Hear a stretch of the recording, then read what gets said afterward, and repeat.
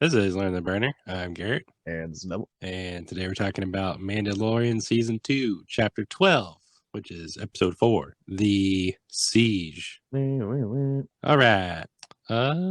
Plot summary. So I honestly forgot what's happened in this episode. This is the one where they go into the lab on the planet. You see the weird ferrets and crap. What Miss Strong Lady fights the fucking bad guys in the Undercity. Right? Ferrets? Yeah, she like fights these bad people in the Mandalorian place. This is Navarro, right? And she's like the police there now. She's like the sheriff of Navarro. Is this somewhere they go back and Carl Weathers is there, and then they go to like this base? And there's a bunch of stormtroopers on the base. Okay. Yeah. Okay. That's what I believe this episode is. Yeah. Okay. This episode opens with the partially repaired Razor Crest traveling through space. The Mandalorian and the child work together to repair the ship, but the child is unable to understand Mando's instructions with the red and blue wires. Oh, this is that one. Okay. He's colorblind. Yes. Right. Colorblind baby. Color baby blind. Or maybe you just don't speak common or whatever it's called. Yeah, maybe. Maybe he only speaks Yodesian. Well, we find out that he was apparently being trained. I don't think they spoke to him in a special language. Yeah, like what did they train him to do? Nothing? Yeah, for real. Absolutely nothing. He was like a small ball of clay, I assume.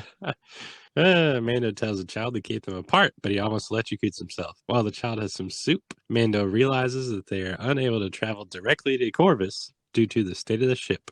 He decides to visit some friends on Navarro for repairs. Okay, so Navarro is like the main place, right? Yeah, this is where we started off. This is where he dropped his bounty off. This is where he met Carl Weathers. This is where he got his Beskar armor. Yeah, okay. Meanwhile, this is where the Enclave is, or whatever it's called. Conclave? The group of Mandalorians? The Mando base, yeah. Cool. Meanwhile, the former armorer's workshop is now a hideout for Aqualish robbers. Oh yeah, that's right. He goes back into the like blacksmith room, but now it's like, oh, the ferrets. Yeah. They had like a caged ferret or something. A lava something or another, blah blah blah. Lore name, doesn't matter. Lava meerkat. It says it right here. It's a clickable. Lava meerkat. Ugly son of a bitch. It's a mammal. It's a meerkat of some sort, I'm willing to bet. The robbers are debating over their loot and preparing to kill and eat the lava meerkat for a meal. Before they can butcher the creature, one of the Aqualish hears some movement and realizes someone is around. The Aqualish sport their blasters, but is ambushed by Cara Cynthia Dune, now the Marshal of Navarro, who engages them in physical combat. Yes. So that's the chick. That's the mercenary chick. The vanguard.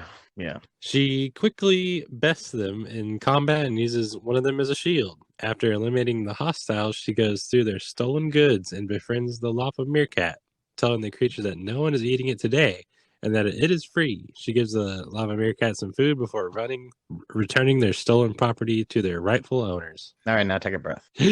Okay. So she's like the cop. She's definitely either an official or a deputy. So we see in this room, it's pretty bare. Like you could see like the I don't know, like the soot outline of their like main crest that's like above the forge or whatever. It's either it got looted, or helmet. Something. It's not a crate dragon, but or it got stolen. I'm willing to bet that lady killed them fucking retarded stormtroopers. Oh, the blacksmith lady got out of there. Yeah, she took the helmet. Commando. She probably took all the shit and left, dude. She was packing it up. She had no intention of like dying with the ship. She remember she had like a cart. She's packing up all the stuff. Yeah, she literally was packing up. So you have a theory that she's still alive? For sure, dude. She will be back. Yeah, I could see that. She is gonna be live. I mean, she's got more legendary items to give our adventure, like the whirly birds. She's got a lot more. She's like, I've been to the other side of the galaxy and I figured out how to make a disruptor beam or something. I don't know. She'll figure something out. Mega whirly birds. That's what I'm saying. She's gonna come out with a bag of tricks. She's like, Mando, take this, like time of need or something. Something's gonna happen. I can't think of any hints that would actually say she is alive, though, besides the fact that she took all the loot and she took everything off the walls, even the pictures. No, even the pictures. Oh, she took the pictures off the walls, bro. She took the pictures off the walls. Yeah, I mean, okay. There's no evidence, but definitely a possibility. The small amount of evidence that I'm trying to present. The fact that she killed a handful of stormtroopers and then what? 2 more walked in the room. Yeah, She didn't get. Did she die on camera? Did we see that? Did I miss that? No. Yeah, I as remember. far as I could tell, she was like breaking dude's skulls in, but they're like a whole platoon of stormtroopers. I'm like, a whole platoon of stormtroopers got wiped out by Ewoks. Let's be real. They got wiped out by Ewoks. That is, Embarrassing. The climax of the final original trilogy, final episode of the original trilogy. Oh, really? Yeah, that's that's kind of how that movie ended. Ewoks killing stormtroopers left and right. Was that the one where C-3PO is there and they think they like start worshiping him or something? Yeah, that's why they help out. Okay. They manipulate him. I need to rewatch those for sure. Yeah, it's definitely very influential with the type of shit that has happened since then, from like the 90s and the early 2000s. They're like, we gotta make a Star Wars, we got to. Everyone's clasping for their Star Wars, That's why we get shit like The Matrix, they're like, we have to get a trilogy out there, And like it starts pretty good. It's a great concept. I love it. All right, so Cara Dune and her lava meerkat. What's up? Okay. Meanwhile, Mando lands the ramshackle Razor Crest on the outskirts of Navarro City. He and the child are met by Grief Karga. Now, the magistrate of Navarro and Cara Dune. Okay, so I'm confused now. He and the child are met by Grief Karga, who is the magistrate of Navarro, and Cara Dune. So what is a magistrate? Magistrate. Yes, that's how you say that.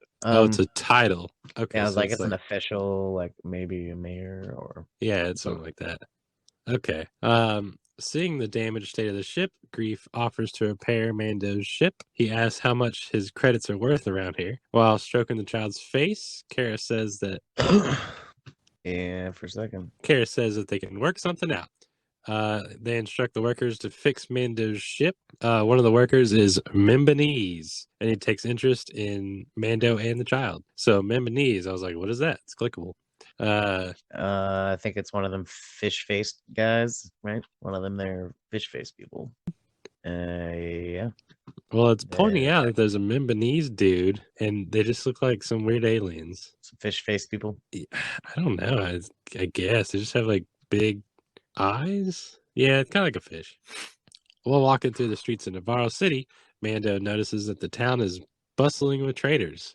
Karga says that he is busy with clerical work and credits Marshal Dune with enforcing law and order in the town. So Carl Weathers is good now, and he's got a full-time job being the guy, the go-to guy. Yeah, like the sheriff or whatever.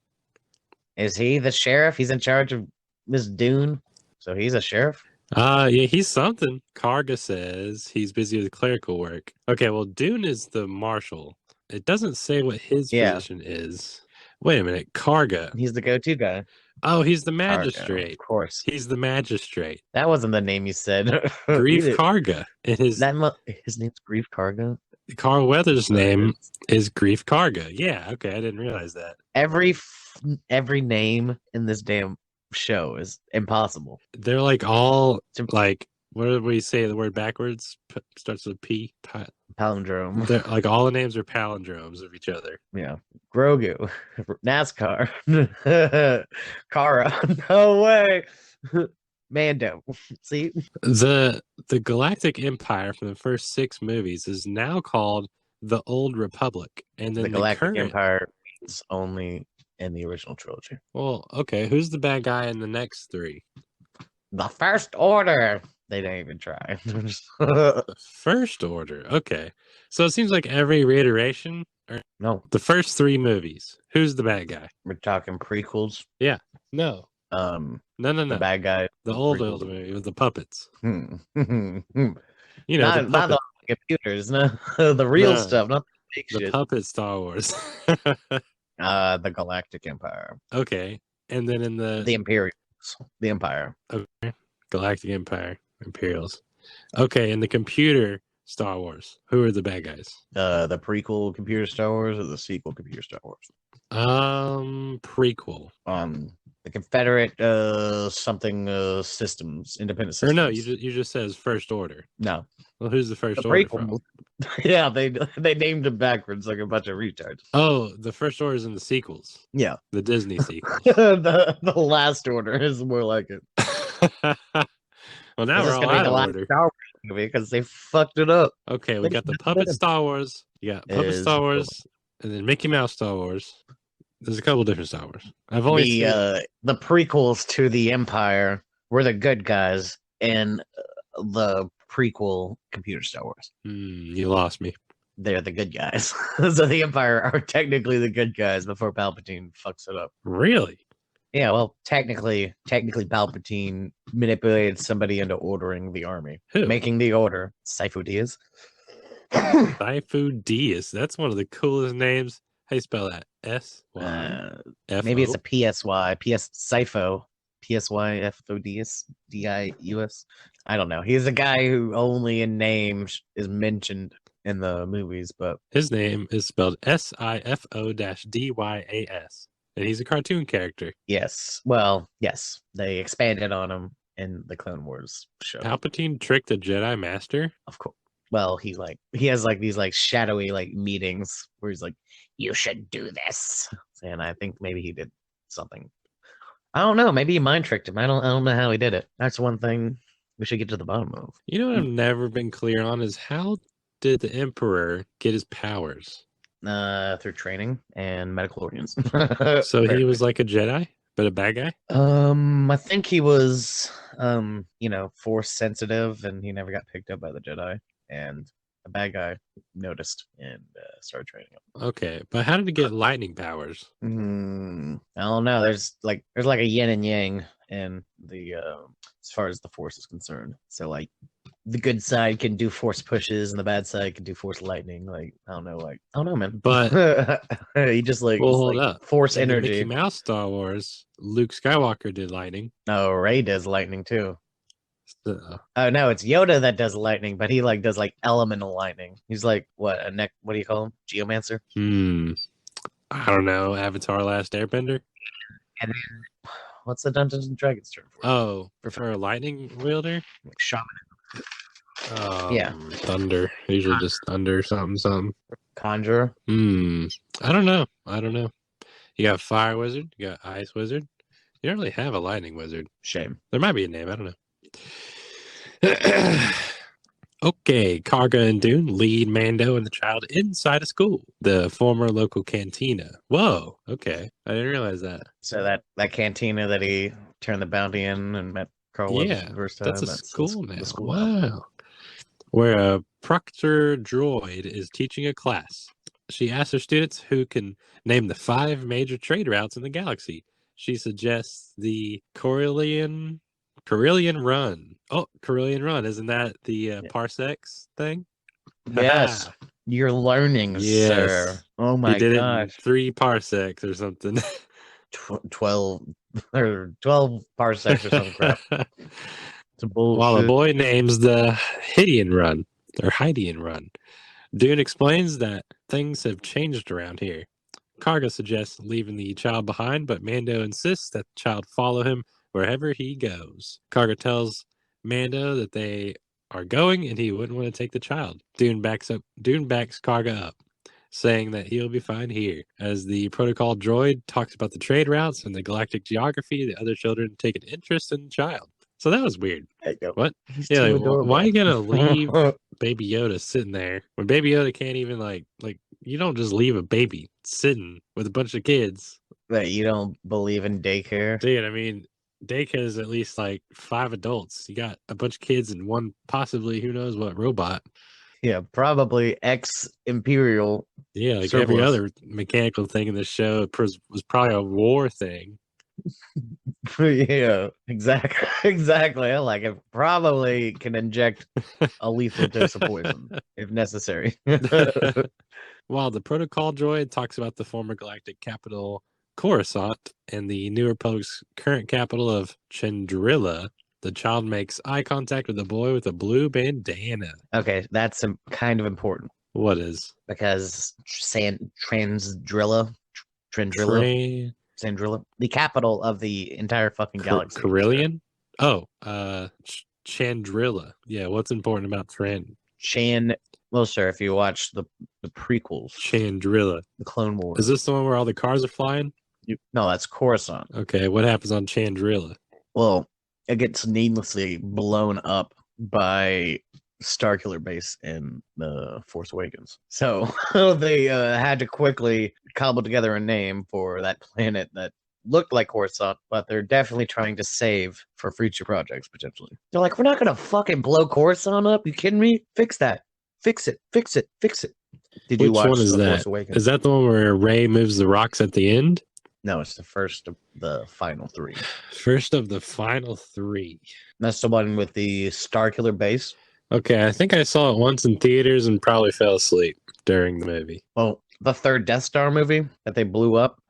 Okay, so listen. First Death Star's that's no moon. Yeah. Destroys a planet. All All right. Luke Skywalker blows it up, right? That's episode 4. Yes. And then episode 6, there's an even better one. All right. Wait, there's a second Death Star on episode And then they 6, blow that up. And episode 6 is the last one in the first puppet ones. That was like the whole big thing. They're like, how the fuck did they make another Death Star behind our backs? You know? They're like too busy like fighting out in like space with like space navies to figure out that they're building a second Death Star. So the second Death Star like creeps up on their base, and they're like, all right, we're gonna blow up your home planet. You know? That's what happens to the second Death Star. So the second Death Star destroys Chandrilla. Okay. No. No? The second Death Star didn't get to shoot. You didn't get to see the raw, awesome power of the second Death Star. Oh, wait. No, I'm getting confused. They make an ambush. They try to ambush the second Death Star while it's being made. I'm confused. I'm sorry. Okay. So the second one is the one that I've seen that's like half built. You can see like the inside. Yes. Yes. And it's got the Ewok shield generator. Okay. I've seen that before. That's the one that most people have seen. That's probably the best Star Wars. It's got the most sword fights. 6. Who's the bad guy in episode 6? Is that Darth Vader? The Emperor. The same as every other one. The Emperor. But yeah, Darth Vader is also a bad guy all the way up into the end. Huh. Or till the end, should I say. So then the next movie after that is episode 7, Force Awakens. Takes a 30-year time jump. All right. That's kind of why they're making a Mandalorian show. Wait a minute. So like, all right, they're like, they have bikini Princess Leia, right? And then they time warp to Grandma Princess Leia, you know, literally probably 50 years later. So like they have to like keep the continuity in order to keep Mark Hamill and Princess Leia like realistic, you know. They're like, what the hell happened to them? They go through a time displacement. Okay. Yep. Okay. That's why. So the very next movie, there is a humongous Death Star. Wait, are you talking about called Rogue Star One? Killer? Or are you talking about Force Awakens? Okay. Force Awakens. Because I remember Rogue One was like somewhere in there too. Somewhere. Rogue One is before the first Death Star. The first Death Star is completed, and that's what Rogue One's all about. They're like, hey, how do we beat this completed Death Star that's blowing planets up or something? Okay. So the big giant mega ultra huge giant mega super Death Star for the 7th movie. Guess how many planets it destroys? 5. 5. I'm sure you fell asleep during that part, but it's 5 times better than the first Death Star. Wait a minute. So they made a third Death Star that's called the Star Destroyer that's way bigger? It's called the Star Killer base. So they like hollowed out the inside of a planet and it requires suns as its energy. Wow. So I guess you gotta move the planet near a sun, and then it eats the sun, but somehow doesn't destroy the entire planet So basically, with it's the solar sun powered. energy. I don't. It's woo woo bullshit. Yeah, it's solar powered, but it like eats a sun. So like, there shouldn't be any more sun, or they just sip a little sun Wow, energy. I I don't completely know. missed I don't that know whole what it is. thing. Yeah, they like suck the juice out of a sun. So there's that. Wow. Sure. And one of those planets was apparently I forgot its name. It's so forgettable. What is it? Chandrilla? Ben Solo's transgendo. Chandrilla. Kylie Gender. All right. Chandrilla. One more time. Chandrilla. Chandrilla. Trandrilla. Chandrilla. I don't know. Okay, so that planet is apparently the capital of the new empire, new rebel faction that came from Okay, so that was the like empire. headquarters for the good guys. They blow it And up at the beginning of the first Disney movie. well, it's like it's like basically at the end of the movie. They're like, oh well, we shot the gun and it blew it up right at the end of the movie, and Wow. that's it. Now you can blow it up. Now you can blow up the killer base. So they it appeared like they blew up the planet with all the hover cars, but thank God somebody came in to do some crowd control and fix that, with Chandrilla being the planet which they blew up. And not only that, but they blew up the 5 planets the 4 planets next to Chandrilla, so like wiped out the whole neighborhood. Wow. Okay. So I guess they decided not to do another Death Star. They just made like another big one for the final movie. Big boy. What they just no, that's not how the What do you saga mean? ended, sir. You just said They made thousands of Star Destroyers with Death Star lasers on them. Wait, what? So they like up the ante even further. Wait, what movie did they make 1,000 of these Death Star things? They're Star Destroyers, the triangle ships. Oh, wait a minute, the big triangle ships. But yeah, but they have planet destroying weapons on them, so they can like loom over a planet and be like holding a gun against its head, you know. Except all over the galaxy was the plan. Okay. Stranglehold. Okay. Yeah, I was thinking a big old golf ball up in the sky, but I recall.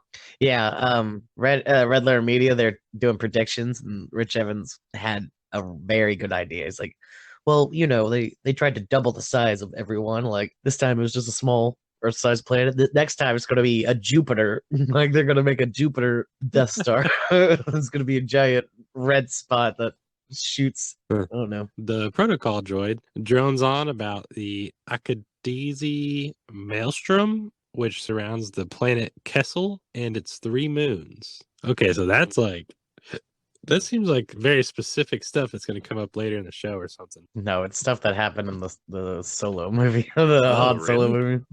That's why they did the parsec thing. They, like, there was a giant like Cthulhu monster chasing him, and they tricked him. They guided him into going into that anomaly. So, like, this is like a very specific reference to a very specific scene in a very specific movie. They're like, you remember the black hole that the monster got sucked into? Yeah, wow. We're talking about it. So, yeah, they that's how they made it in 12 parsecs, by skimming the edge of the anomaly or the black hole or whatever. Pushed them back in time or something? Well, you know, the Kessel Run is for normal people going around the anomaly, and that's why it's but he went through parsecs. The anomaly, and he did it in 13. He skirted right next to it as close as possible. So he may have gone a half a parsec or a parsec closer to the anomaly than most people are. So he just hugged the turn, you know. Yeah, basically he hit the drift. Well, that explains and that's it. That's literally it. I forgot. I should have just mentioned that earlier. He hit the drift on the anomaly. Okay. Classic parsecs. Like Mario Kart. He had the red and then went to blue. R button, boosted off a couple times. Yep. Yes. I get you now. Yeah. See, now you're talking my language. Yeah, that's what I'm saying, bro. So he was beating the ghost time of 14 parsecs. Okay. Let's see. Getting down to business. Meanwhile, Mando enters a building with Karga and Dune. The Mithril, who Mando captured earlier, is talking about ship records when he sees the armored Mandalorian enter. So who's the Mithril? Is that the dude? Yep, that's the blue guy? The fish guy? Yes, he's got all the funny bodily functions that you could want. He has the misty, inky Yeah. flashlets or whatever. It's a funny That's guy, funny. very funny guy. He was in season 1, right? Yeah, he's the guy that he put in carbonite. Oh, that's right. That's Carbonite right. man. Okay, the Mithril and Mando are mutually surprised by their encounter. Karga explains that the Mithril has been taking care of his books since he was a polywog, but had disappeared one day. So the Mithril and Mando are mutually surprised by their encounter. Karga explains that the Mithril has been taking care of the books since he was a polywog, but had disappeared one day after some creative accounting. The Mithril says that Magistrate Karga was generous enough to allow him to work off his debt, which Karga says would take 350 years to pay off. Mando offers to track him down if he runs away again. So it's basically going on backstory of why he was bounty hunted in the first place. Yeah. I thought he was just picked up as a puck, like a bounty puck or whatever. A bounty buck. Puck, the trackers and shit. Okay, he turns in that bounty, and then he goes up to what the fuck is his name? Gargantua? What? Gargantua. Palindrome, Grim Batar. Oh, Karga. Karga. Carl Weathers. Carl Weathers. Yes. So he asked him, he was like, what other bounties do you have? And he hands out like bounty pucks or whatever. Is it like Monopoly money? No, it's like fucking wanted posters, like the Wild West, but like little baby ones. Oh, yeah. It Wild was like West literally, posters. it looked like a little hockey puck, and you click it, and it's like a hologram of their picture or something, right? Yeah, and Okay. maybe a tracking fob. That's what I think I meant to say. Okay. That sounds familiar. So, yeah, I guess he worked with him the whole time. And this was like a personal thing. He's like, you go get this motherfucker who stole from me. And now, since he stole from him, he's like got to be working in like perpetual servitude for maybe the rest of his life, or 350 years. Maybe this guy lives 900 years, like the Yoders. Maybe. Indians. Maybe it's like a summer job to him. Exactly. He doesn't even need to sleep. Just do it in one shift.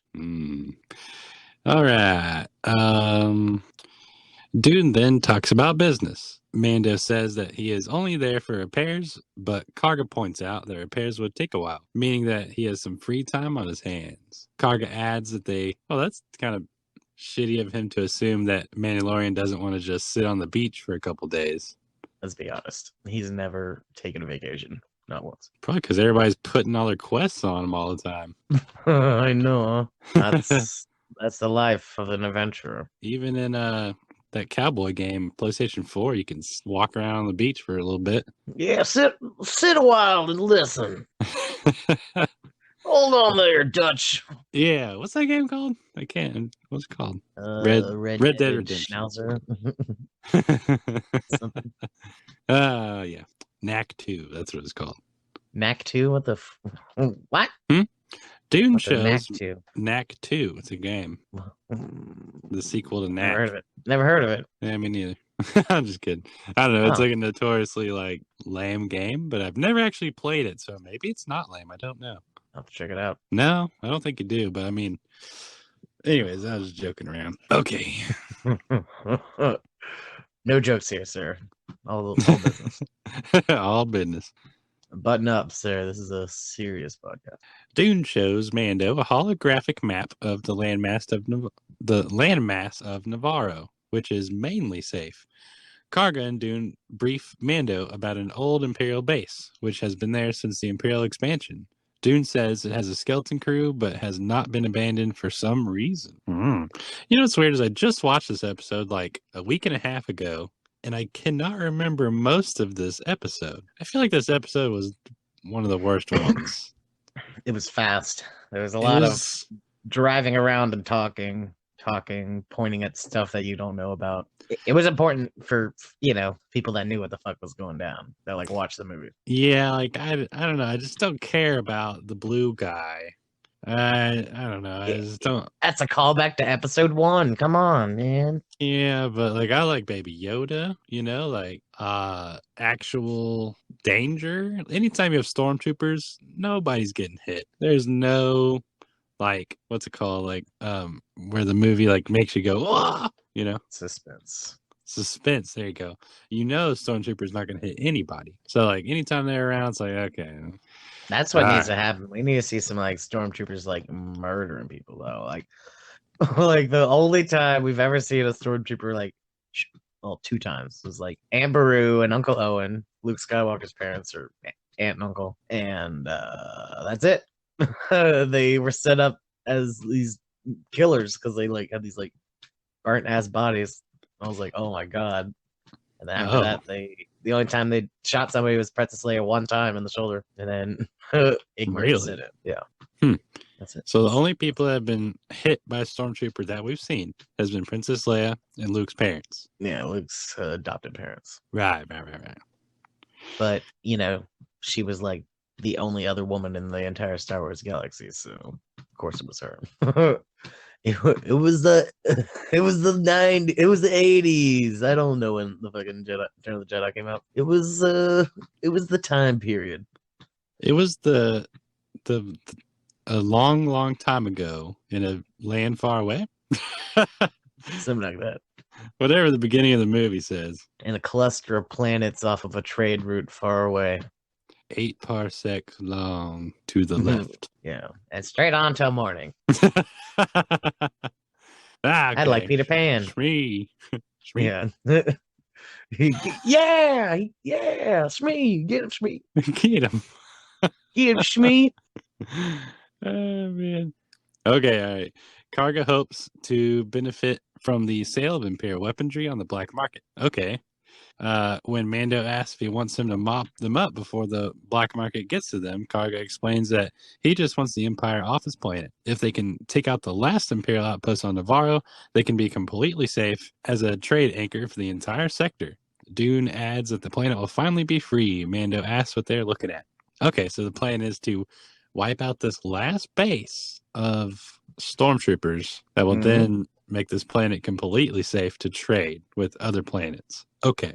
They want money. Lots and lots of money. What does Mando get from this? I guess repairs to his ship. I really think that's it.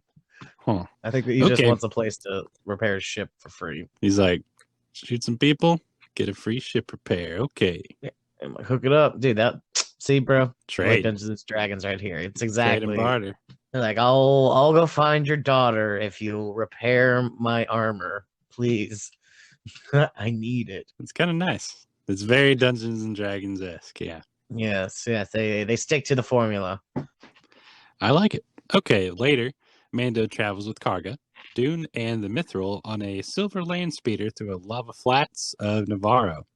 Karga explains that the base is powered by a reactor. Dune's plan is to infiltrate the base, overload the reactor, and escape the base.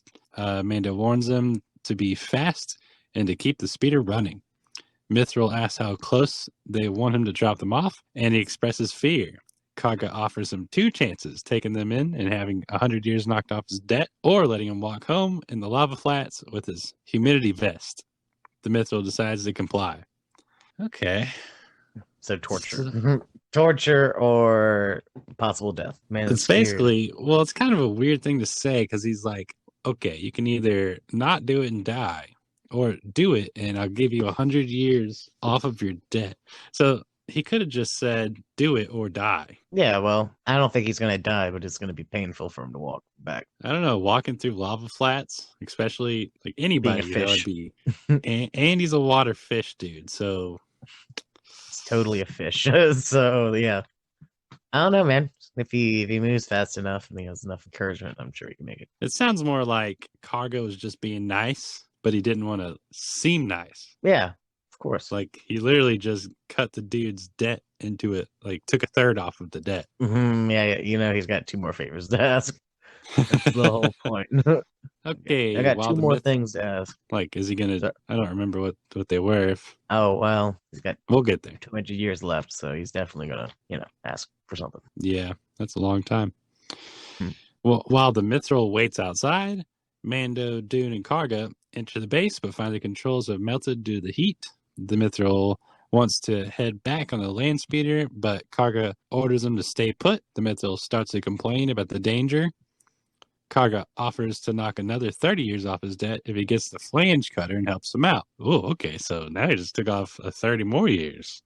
The Mithril obliges and gets to work on the door with the Mandalorian, while the Mandalorian spots a platform above the rockets. Wait, sorry, I'm like skipping ahead. The Mithril obliges and gets to work on the door while the Mandalorian spots a platform above and rockets up in his jetpack. Dune grumbles about the Mithril's slow progress with the latter, countering that his tool is designed for light plumbing. Mm-hmm. So it's a torch or something, right? Yeah, it's like a little handheld welder thing. Shortly after, a stormtrooper is thrown to the ground by Mando. The Mithril wants to wait outside, but Dune warns that the lava tide will be coming in soon. The Mithril decides to follow them inside, reaching the top of the platform. The group find that Mando has taken out several stormtrooper sentries, proving that the base is not empty. Well. Karga says that the reactor should be in the heat shaft and that they drain the cooling lines. The whole base will go up in a matter of minutes. Okay, so the plan is to blow the whole thing up. Good plan. Yeah. Well, I guess this is a volcano facility and, basic terraforming. So this is kind of cool stuff. They kind of explore these, like, why the hell are y'all building in the side of a volcano? That type of stuff that's required to keep this operation afloat. I mean, same reason as every reason. Cheap real estate. Yeah, like, well, no one lives here. No one wants They pay you to build there. Yeah, for real. So just gonna It's like Alaska, except hot instead of cold. Yes instead of no. The Mithril spots a mint Trexler Marauder. What is a Trexler Marauder? I think it is the that like paddy wagon or some shit. Oh, it is. It's a repulsor craft. It's basically a van. It's the coolest sounding van. Klexner Marauder. Trexler Marauder. Nice. Mando adds that it is going to get vaporized like the rest of the base, causing the Mithril to grumble. The four enter a hangar full of speeder bikes. Hold on, bro. Wait. We skipped over the what? They already pulled the plug on the place? No. No. Okay, so they entered the base. They're in the hangar. They see the van, kill some stormtroopers, and now they're entering the reactor core. Yeah, didn't Mando just fly up there? Or yeah. They went through the front door. No, yeah, but we mentioned that unless it bleeped out or whatever. Mando jetpacked up there, and then he's beating up stormtroopers while they're getting in with a little torch, and then they get in, and then Mando's like, "Hey, there were people in here." I love that. I love that jetpack so much. Yeah, that jetpack is the best. Yeah, it's could have been silly, but they did a good job. Yeah, they did a pretty good job. All right. All right. Mando switches off the camera feeds while Karga and Mithril rob the dead officer, with the former taking his code cylinder, which he believes will come in handy. Venturing deeper in the base, they head towards the access corridor and pass two stormtroopers.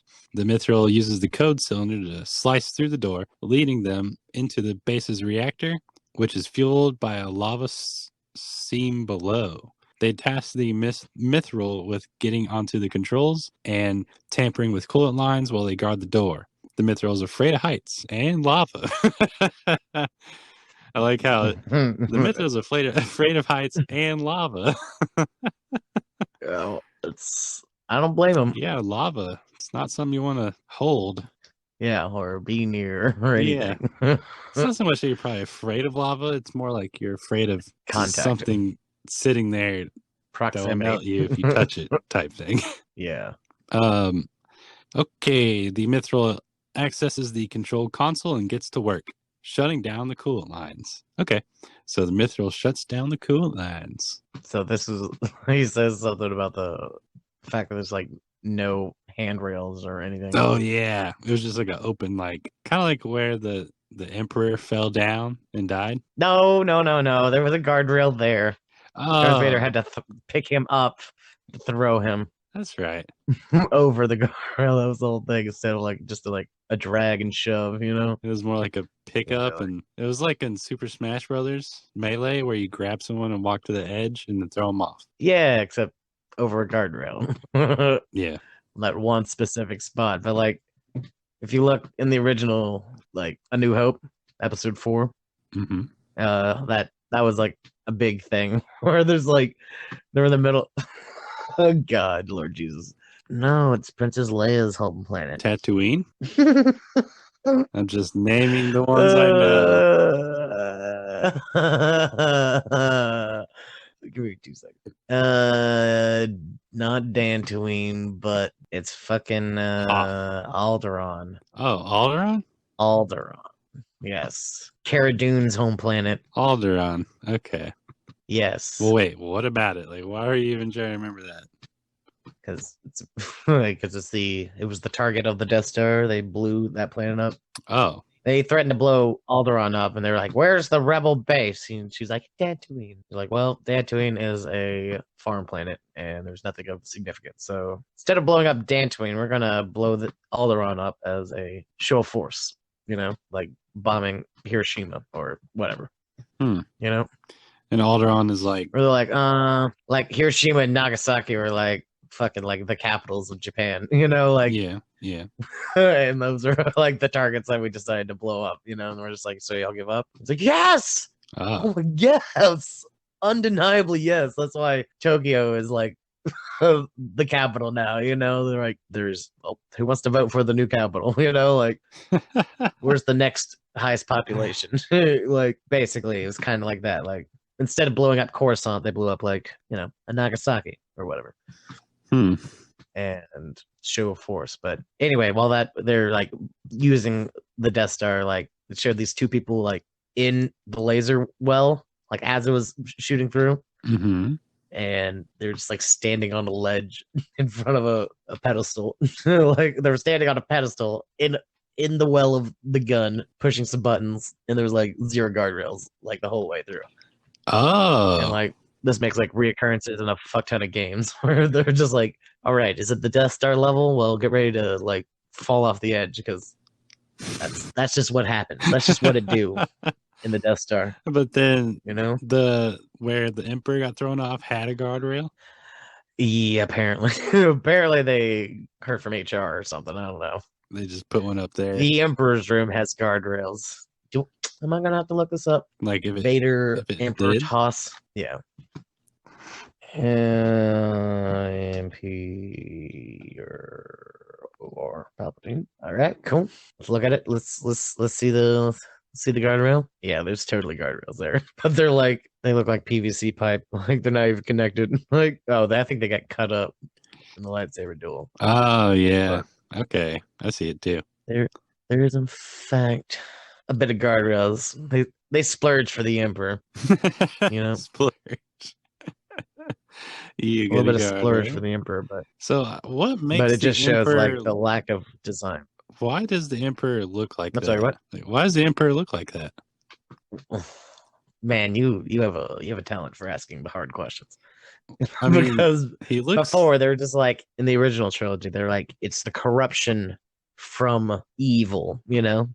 But okay, and then like George Lucas like, well, that's not how that happened. And then like in Revenge of the Sith, Mace Windu deflects Force lightning back at Palpatine with a lightsaber. And Palpatine just there like burning his face off. He's like, Anakin, stop him. He's burning me. Like, stop zapping yourself. Like sitting there like burning his own face with his own Force lightning. Like, Anakin, please. He's killing me. So it just makes zero sense. It's like, he's killing me, Anakin. I'll save Padme. Please help me. So he originally was just an old guy, and then he burned his own face. Yeah. You want to guess what Okay. Emperor Palpatine's first name is? Wait a minute. I feel like you've told me It's this. What I is it? don't think I have. It's slimy as fuck, dude. Uh, It's like a Harry Potter name, like something you'd name a rat, you know? What is it? Like slime ball McGee or something like Uh, slither tail or something terrible. You ready for this shit? what? Sheev. Sheev. Oh man, Sheev Palpatine. that's a. Yeah. No wonder they never said his name not once. Sheev. Like his canon name is Sheev. Sheev. Wait, so he actually goes by Darth Sidious. So Emperor After he Palpatine. makes the that's his evil name. Okay. Just like Anakin Skywalker has an evil name. Which is Darth Vader. You got it. So Darth is like the evil name. It's like picking up an alternate like persona. You know, like Kylo Ren is Ben Solo, you know? Huh. Yeah. Or Ben Solo is Kylo Ren. There's a ton of Darth people. Yeah, that's see, bro. You have this you have the touch, man. You have the skill. Because George Lucas decided one day that because Darth Vader had Darth in it, that means everybody who is evil has to have Darth in it. Really? That's why Darth Maul and Darth Sidious and you know, There's I Darth guess. Plagueis. Well, that's also the fan base. Yeah, the fan base made up a lot of other shit too, like Darth Bane and all this stuff. They're like, but yeah, Darth Plagueis is He's the Palpatine's master, yeah. Wow. and he's the one who was like taught, or at least gave him the idea of like essence transfer. You know, like Oh. Palpatine Okay. didn't know shit about like extending his life, so like it just gave him the idea of like essence transfer for the most part. Has anybody successfully essence transferred? Well, besides Palpatine, no, I don't know. Maybe Plagueis did because he died like a little bitch. How did he die?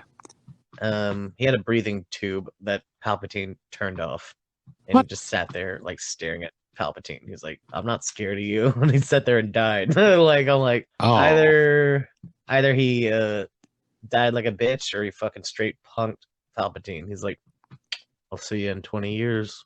Oh man. You know, like about to like essence transfer his way out of there. You know. Well, that's not cool. Okay, so wait, Yeah. Count Dooku. Is he a good guy or bad guy? Because he I has a mean, Darth name also. Tyrannus. Yeah, Tyrannus. He has what?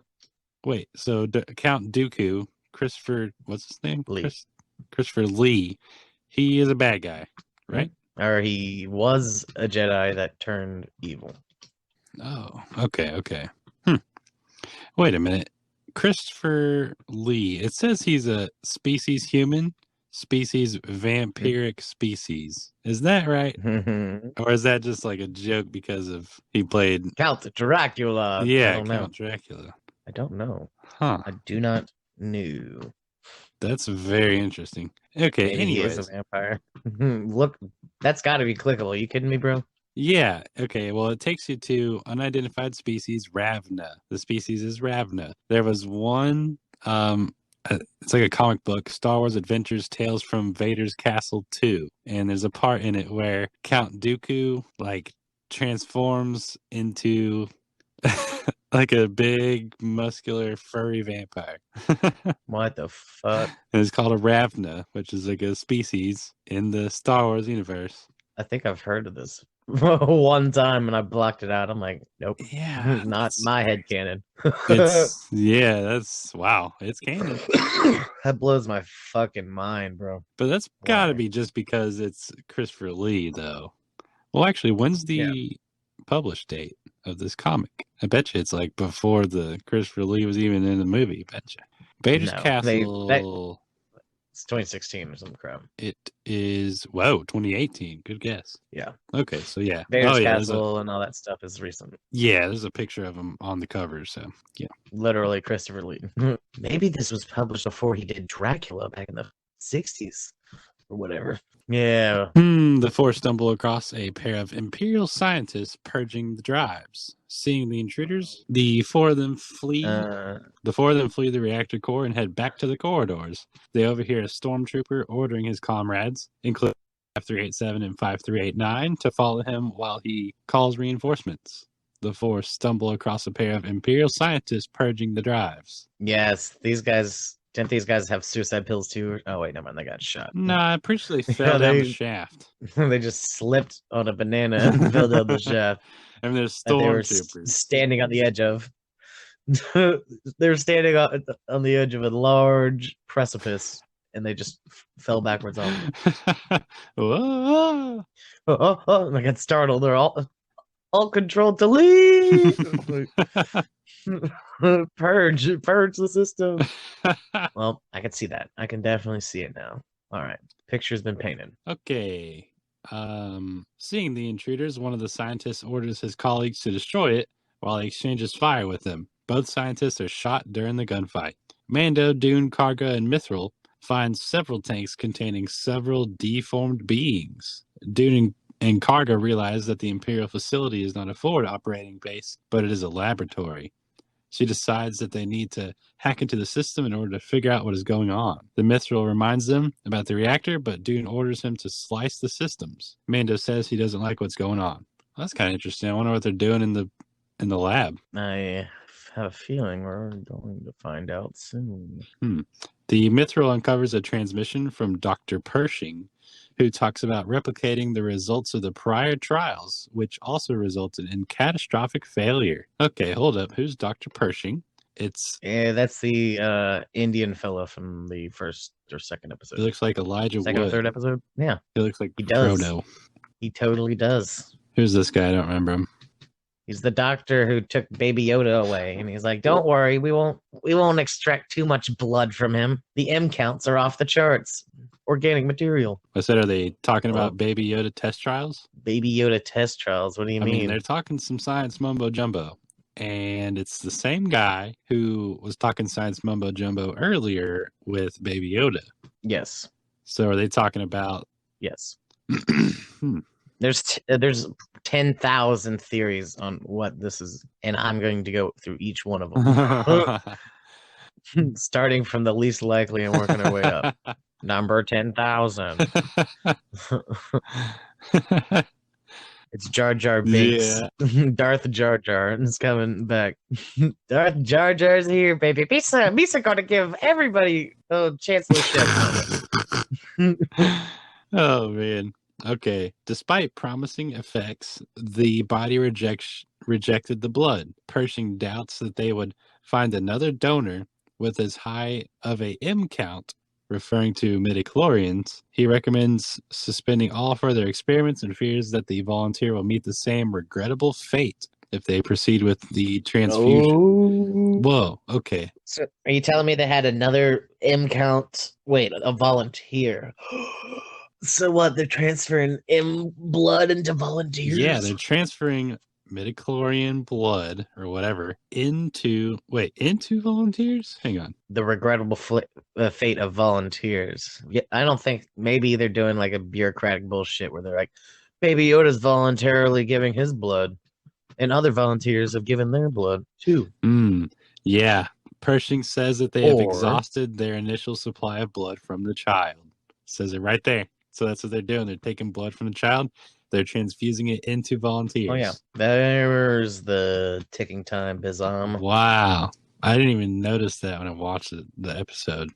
This is very important. Your ears should be perking up, all right? Because they're like Jedi powers in random volunteers. Oh, wait a minute. Okay, and this is actually a prequel to the Disney movies. So that means... Yes. Somebody... Any of the people in the prequels or the sequels could be a relative or a offspring or a manifestation of force powers or cloned. Oh, yeah. So wow, there could be clones of people with force powers. Okay, this is mind blowing. So any one of the characters in The Force Awakens or anyone after that could be a product of this experiment. So we got Snoke, we got Rey, we got fucking Kylo, we got Palpatine again. Those are basically all the Jedi. Who do you think it is? We also have Maz Kanata. I think personally, you look at the jar, you look at that jar, and you look at a picture of Snoke, and they got similar scarring across their heads. Or it could be Wait, a picture of who? a Palpatine clone, Oh, Snoke. wait, who's? Oh, Mando's name is Jarin. I cannot remember that. Okay, wait. Jin So the Djarin. Mandalorian and Snoke have similar facial scars, but clones don't transfer scars. What do you mean? Why? I never mentioned Mando. You said Jarin and Snoke have similar scars. The Jar clone that they just looked at. The Jar clone? Sorry, What are you my bad. talking about? Oh, the Jar clone. They just Oh. they just looked at test subjects in jars, or something. Okay. Along the line. I get you. I thought you said Jar. So I'm thinking those people are also. There's a big fat nasty theory going around that I'm going to have a hot take on right now. Palpatine's baby, Okay, is who? Rey's dad. Wait, what? Rey is Palpatine's granddaughter. Whoa. So there's two options. Either Palpatine Ew. fucks, He's so nasty looking. or it's either he's had a baby before he got Ugly. brutally attacked by Mace Windu. He won't stop burning me with my own lightning. Please, Eddie. brutally attacked, looking like a literal vampire. Oh. Or he got some clones. Maybe his son is a clone of him or something. Okay, well, it's Rey is actually his using daughter. that logic. It's very clear. There's no way that the Emperor banged anybody, so it's definitely a clone. So that means that So Rey's dad- basically, Rey is his daughter, not his granddaughter. I mean, If that's the case, or I don't know, semantics. I don't know, but so yeah, Rey's dad is the clone of Emperor. that's just like raising Boba Fett as Jango's son. You know, like he's your brother. He's basically your twin brother. Yeah, He's basically your twin brother. You're raising your twin brother as your child. yeah, but there's like a large You age know, gap. like- Yeah. So like this has been explored before. Okay, so they're trying to like ink this in a little bit. You know, Yeah, I could see Like- that. they're trying to explain the movies that never had any explanation given to them. I feel like it's just getting more all convoluted. It's more convoluted when you introduce the Emperor again. Yeah, And Emperor was never supposed to come back. yeah, I don't know. I just I mean, there's so many possibilities. Like anybody could be a clone. Anybody could be a clone. Anybody could be the bad guy, the evil guy. Anybody could be, it's kind of espionage. Anybody could be midichlorian I like it. blood. Yes, force sensitive or not. You're right. There's so many aspects. Just like that Pinocchio comic book. Wait, what about It's so deep, sir. So I'm just making random grabs at stuff. it? You see, the Pinocchio powers, just like the force, okay? Man, those Pinocchio powers It binds the universe. those are better than the Force. Who needs to bring people back to life and live forever as a ghost? The thing about the projection? Pinocchio powers is it's going to take you a lifetime to perfect them. Yes, that honestly, it will. Like Jedi powers, Like you would 10 probably years. need to start training when you're 5 or 3, even yeah, to perfect Pinocchio. it's a whole powers. nother level of thinking to use Pinocchio powers like on the regular and like living on another plane where you're just automatically knowing everything using your Pinocchio powers the right way. Fear leads to anger, anger leads to hate, and hate leads to lying. And lying And leads lying to leads to more the dark side. mongooses. More noses, lots of nose, a whole lot of nose. Okay. So anyways, let's see here. He warns that if the experiments are to continue, they would need access to the donor. Pershing vows not to disappoint Moff Gideon. Oh, so they're saying this was recorded before the show started. That was the reason. I forgot, bro. What? They're gonna. This is all for like. Okay, I'll mention it at the end. Okay, I gotta write it down. I'm sorry. I'll mention it at Whoa. the end. We're about to talk the after credit scene might have to do with the M count bullshit, or what we find out from a few episodes Okay, later. well, hold up. It says right here, Mando thinks Moff Gideon is dead and that the transmission is old. Yes. Okay, so wait, that means that the transmission is not old. Okay, but I don't understand. You know Moff Gideon's alive. Stop. Don't. Don't. Don't you do this to me. You know he's alive. I know he's alive, but this sentence is saying that Mando thinks it's old. So that means it is because new. He thinks he blew him up. Yeah, but what does that mean, though, that the transmission is new? Like, how new are we talking? Like, yesterday? Yeah, like, these experiments are going on right now, within the last week or two. Okay, yeah. Okay. Like, these aren't old test tube babies. These are things that are being experimented on currently. So he thinks they're probably a couple weeks old, when in reality, they're probably, like, right now happening. Okay, so... Yeah, I think maybe that was like, look, they turned the whole town around. What do you think? A few weeks, a month? Oh, and then it says, the mithril reveals that the transmission is only 3 days old. Mando realizes that if Gideon is alive, the child is in danger. Oh, well, that just spelled it all out. Okay, so, like, it's basically just more of a plot driver. Okay. But that's super interesting, because that's verifying that they're using the kid's blood trying to make a Jedi. Or something. We'll find out here by the end of the episode, or maybe at the end of the season.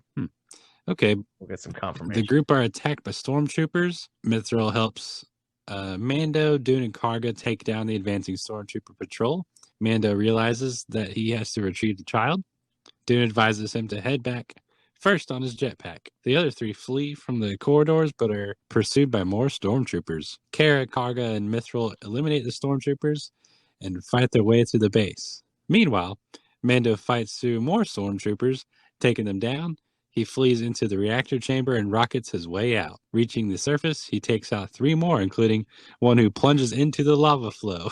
Do I remember him using whistling birds on this episode, or am I misthinking? I don't recall. The thing about this episode is I don't remember any of this. I remember like little bitty pieces. Something about this episode is just too much going on, I think. Maybe not enough going on. I don't know. Did you fall asleep? I don't think so. I have not fallen asleep during any of the Mandalorian. Well, this show. Well, that's high praise. This show is legitimately good. Yeah, there was a lot of corridor walking, a lot of exposition, a lot of lore dumps, huge dumps, huge lore dumps. Yeah, I didn't even realize the whole Elijah Woods taking blood thing. Yeah, that was like me like saying what like full volume. I was like, what the fuck? like these are all relevant. Everything that's happening, relevance is happening. All right, with the that whole 10-minute spree was like fucking crazy, man. Yeah, that whole thing went over my head. I never even realized it. So we looking at either test tube Snoke trial run or a bunch of other crazy shit. We'll get into it. We'll talk about it. Yeah. With the Mithril's help, Dune and Karga reach the shuttle bay, but are cornered by stormtroopers who have excited the turbo lift. Dune gets the others cover. What? What happened? Wait, Dune. Wait, what? Zot? What? What's going on? I said Dune gets the others to cover her while she commandeers the Trexler Marauder. She evacuates Karga and the Mithril over the shuttle bay and lands on top of the Mithril's silver land speeder, crushing it in the process. That was his ship? I didn't know they were using his ride. Dude. That puts more insult on the whole thing. They're like, knock another 2 years off. I'm like, yeah. Took me 5 years to save up for that. Oh man, there's like, dude, they're treating that dude like garbage. Yeah, they're like 300 years. All right, we own you, dude. Slavery is alive in the Star Wars universe. You see this? I could tell. This seems unjust. For real. We don't serve your kind in here. Robots. Talking about robots. Why don't you serve robots? Like, what are they gonna do? Eat or drink something? Yeah, that's just like, it's a waste of space. Get out of my bar. Ah, okay. Let's see. As the 3 escape, they are pursued by a squad of scout troopers riding speeder bikes. Some of the riders crash their bikes on the rocky lava fields below, but 3 of the riders manage to track down the the repulsor lift vehicle. Repulsor lift vehicle. Repulsor. That's hard to say. A repulsor. Repulsor lift. Yes. Yes. Karga uses that, the. hold on. That kind of shows like the absolute dude. They know how to disarm their enemies in this like episode, or like the villain, should I say, the antagonist, because like Oh, they're just like, yeah. When they're in the van. Why are these guys slamming into rocks and like slamming into each other? Like that's almost in every single Star Wars like property where they're like two TIE fighters slam into each other, or two speeder bikes slamming into each other, or like why are Well, here's why they're doing that is because they're trying to make the good guys not directly kill the bad guys. Yes, you're right. That's the old we tricked him into killing themselves thing, yeah. Yeah, it makes the good guys seem not as bad. If like you can jump out of the way and then cause the bad guy to like jump over a cliff or whatever, you know. He did it. I'm pretty sure that's what that is. Involuntary manslaughter. In the eyes of the law, I'm sure. Karga uses the Marauder's laser turret to exchange fire with the scout troopers, taking one of them down. However, the remaining two scout troopers ride their bikes besides the Marauder and fire into the cockpit.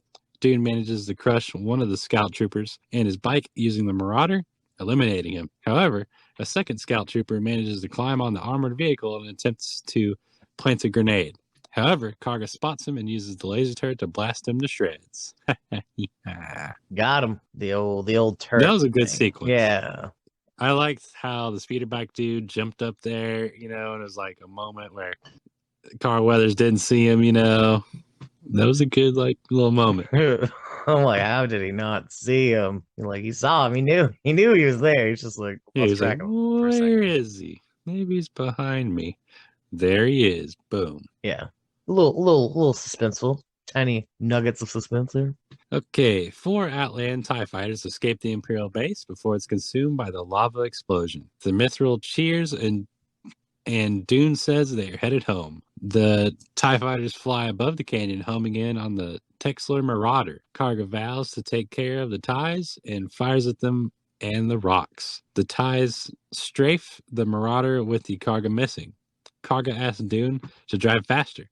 Karga manages to shoot down one of the TIEs, but it crashes nearby and resulting in debris damages the turret cannon. It's a little Jeff Goldblum there. Let's go faster. Let's go faster. You know? What does TIE stand for?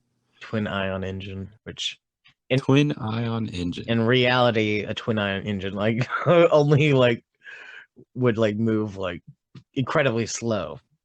Incredibly slow acceleration, but it's like at like 0 energy output, you know, literally shooting me. It's literally shooting ions out of the back of an engine, you know, like like it's I mean, it sounds fast. You pick up steam in space, you know, there's no friction, so like if you shoot an ion out and then you shoot another one out and then you shoot another one out, you pick up a shit ton of steam, but not for a while. That's kind of like what like the satellites or deep space satellites, you know, like Voyager and shit would use.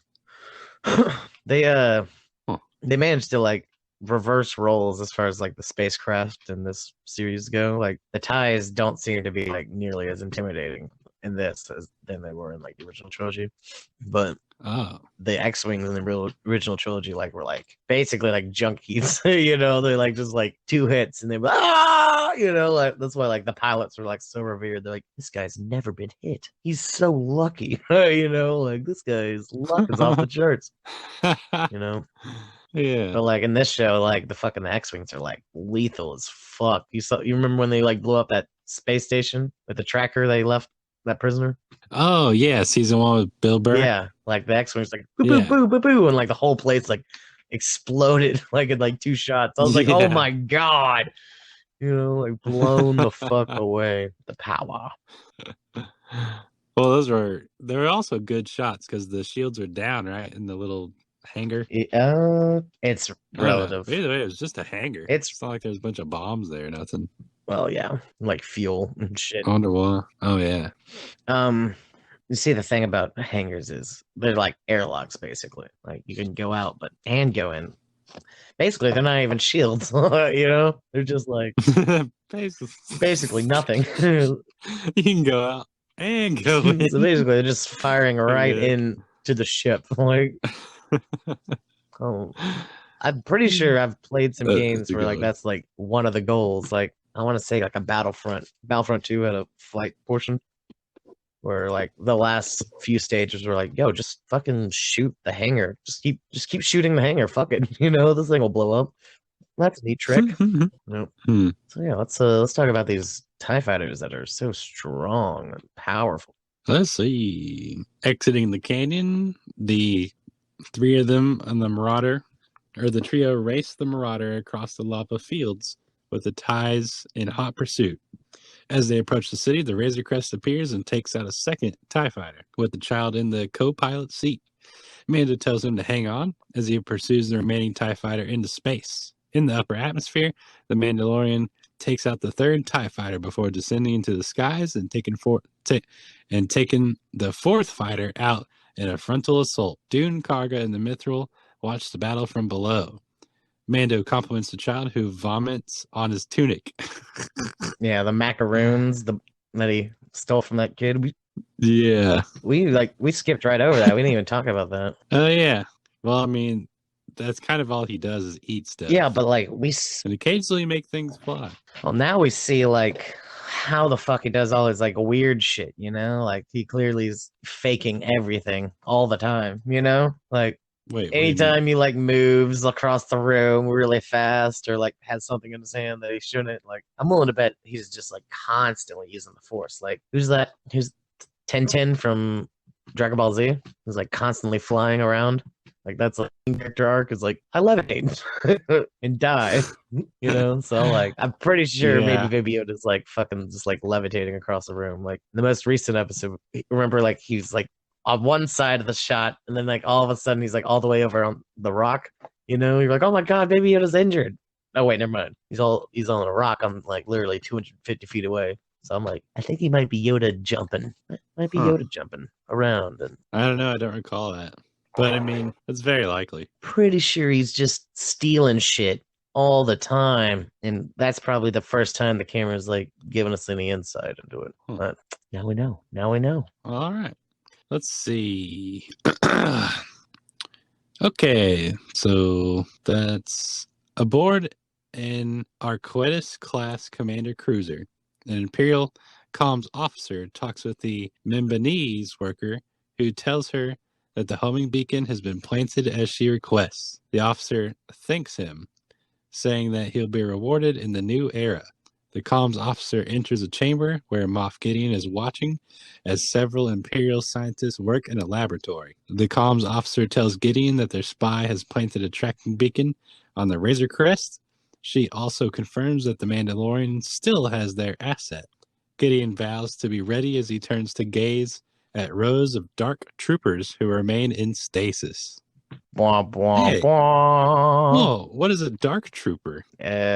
Depends on what time period you're talking about. Right now. But A type I of don't dark know. trooper was used by black armored troopers are equipped with tubes, chest control panels, and special helmets. Okay. They are So only in Mandalorian. no lies. I don't see it in any other media. Well, you can trust the expert. Dark Forces, old DOS game, early 90s. It was like the major plot point of that game.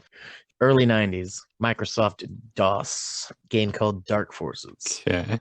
That is the main plot point of that. You play Dash Rendar, a scoundrel Han Solo type character, because it's a first person shooter. You're not a Jedi, not at first. Anyway, there's an empire secret something or another going on, and there's dark troopers. There are secret weapons, kind of like super soldiers or whatever. And I think in this game they were robots or Gen 1 dark troopers, and they were like basically like super battle droids. Oh.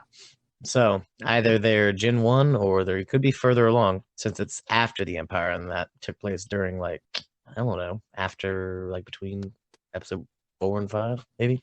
But I'm thinking either they're using the Metachlorians for the Dark Troopers, or maybe there's something that Thrawn is going to require. You know, maybe it's the troopers, maybe it's pilots. I don't know. But no, I think they're going to be using the midichlorians for like a specific individual, like to make a Sith or a Darth or whatever. a Palpatine or a Skywalker or a one of the main. Yeah, I don't cast. think they would put like You think make an army of midichlorian people or something like that. a force wielding army with giant Iron Man? I feel like they would just I mean, do that. yeah, but I don't think they would do it with midichlorian. I think they would just have like the Dark Troopers. And then the leader of the Dark Troopers would be that person that has the midichlorian powers, which yeah, I'm thinking either Gideon is probably like going to end up in the Iron Man suit with a little bit of force powers. You know, I'm thinking like the Iron Man suit is not able to be used without powers of some sort. I wonder if it's like going to be like a shot that you take, or like you eat something and then boom, you have like powers for a limited time or something. You're talking like a sensory or something. Something gives you powers. I feel you. Hell yeah. No, actually, that's kind of dumb. I don't think they would do that. They're definitely, well, okay, we already know they're trying to alter the DNA of a living thing to give them force powers. Something organic, yes. Some organic creature. It's definitely a bad guy. But so maybe these midichlorians and these dark troopers are unrelated, but they're definitely under the same umbrella. I think they're unrelated. You know, there's going to be. I think that Gideon just is going to use those as his main men, and then on the side you got Frodo, who's working for probably Thrawn, and they're figuring out how to make a Darth or something cool like that. For sure, Frodo works for Gideon, but Gideon 10,000% works for Thrawn. Okay, like 100,000% works for Thrawn. So Gideon's probably the Carl Weathers of that operation. He's the cargo guy. Okay, yeah. Well, okay, so that means Gideon, the magistrate. So Gideon is the individual who wants the child. Thrawn doesn't want the child. I'm sure what Thrawn wants, Gideon wants. So that's why he's like so like fucking adamant about it. Thrawn wants the child then. So Thrawn has a plan. Lord, I don't think we're gonna find out. I don't think Thrawn would be the candidate to inject midichlorians into himself. I think Gideon would be like the guinea pig for that, and I feel like it would go bad. I don't know, man. I feel like I could see that happening. Of course, they're going to test it first. I could see them testing on Gideon, but he's not going to give him like the final formula. He's going to obviously something. That's how I'm thinking. So Gideon's going to get powered up. He's going to have like veins or something on his skin, like black veins on him. Then he's going to have the sword, and then he's going to be fighting Mandalorian, and it's going to be the end of probably season 2 or 3, and then. Veins like Bane. No, veins. He's just gonna look evil. Okay, he's gonna have some sort of visual thing that says, "Hey, this is me now." And anyways, that's my guess. Well, probably the main actor is going to quit long before all of this, so we're probably never going to see the end of it. But there's going to be a large, full-scale battle with Dark Troopers and Mandalorians with and without helmets fighting each other with rockets. Lots and lots of rockets. Yeah. Okay. So the finale of season 2 is going to be Mando, the 3 Mandalorians without helmets. The sheriff from episode 1, Carl Weathers, the girl, the blue dude.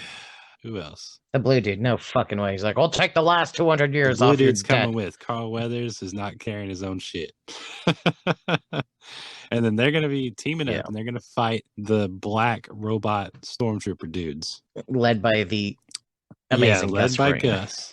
And perhaps have a pill that gives you midichlorians. No, that's kind of that part. No, because then that would be like, why wouldn't that be in the Disney movie? No. They're going to have a pod fall from the atmosphere and land in front of them. All right, like Halo style, like a drop pod. Yeah, you know what I mean. All right, so the drop pod's gonna land, and there's smoke, fire, all that good stuff, and then it opens, steam.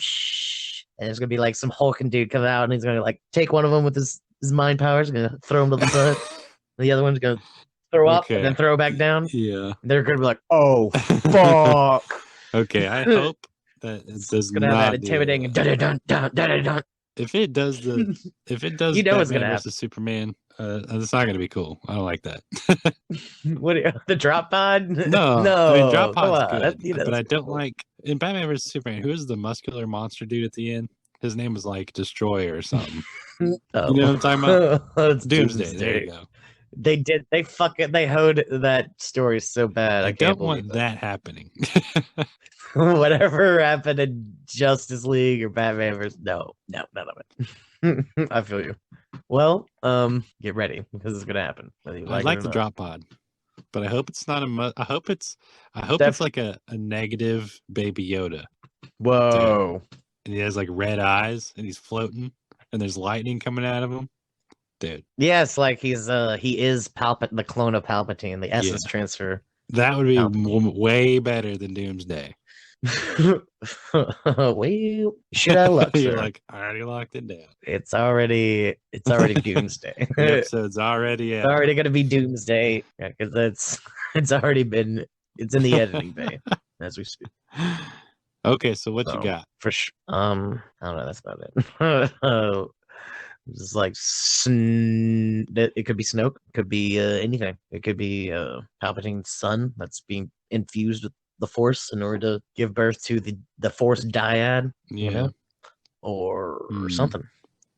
Well, Multiple things. They're trying to make lore moves, and I respect them for that. You gotta lay the foundation, which the movies had, but then Disney voluntarily destroyed all the lore that would have backed up a lot of it.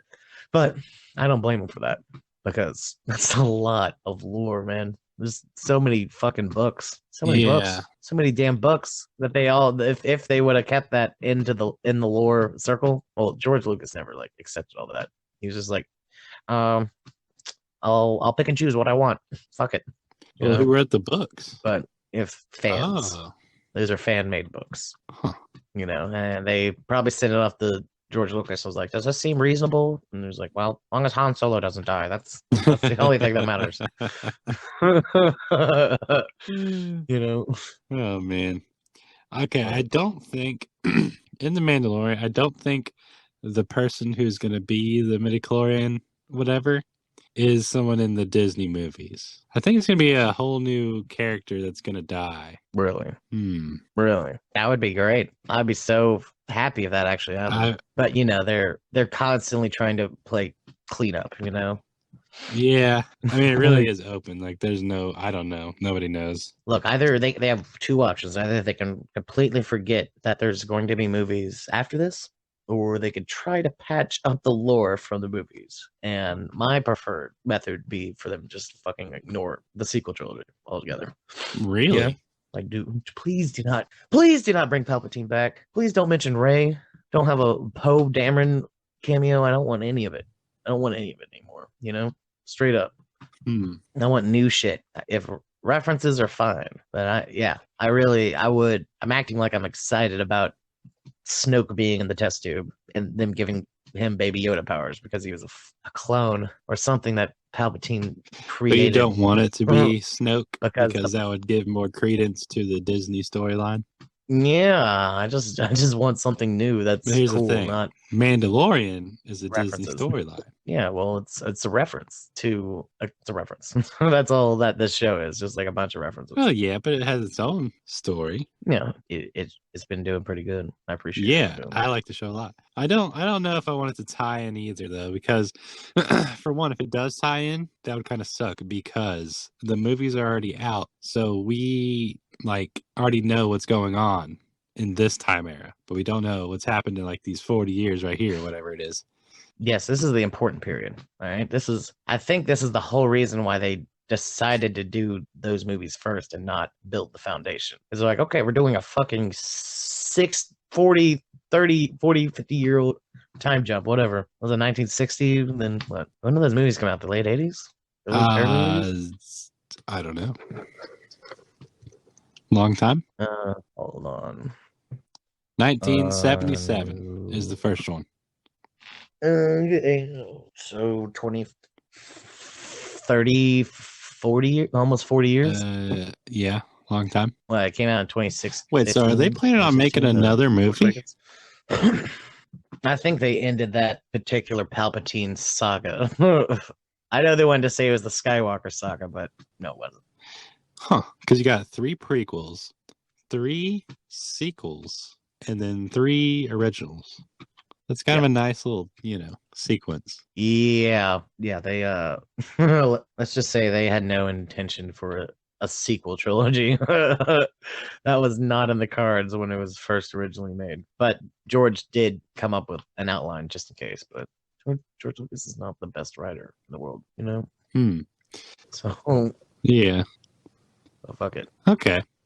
Well, you got any other things to say about this? Not really. Not pertaining to this specific. Oh, okay. Well, I'm super excited about the next episode because the next one is my favorite episode. Yes. Very good episode. Yeah, I still remember everything that happened like it was yesterday. Yeah, yeah. I watched it yesterday as well. All righty. Well, this has been Learn the Burner. I'm Garrett. And I'll this see is you later. Noble, Bye. broadcasted from the Sunshine State.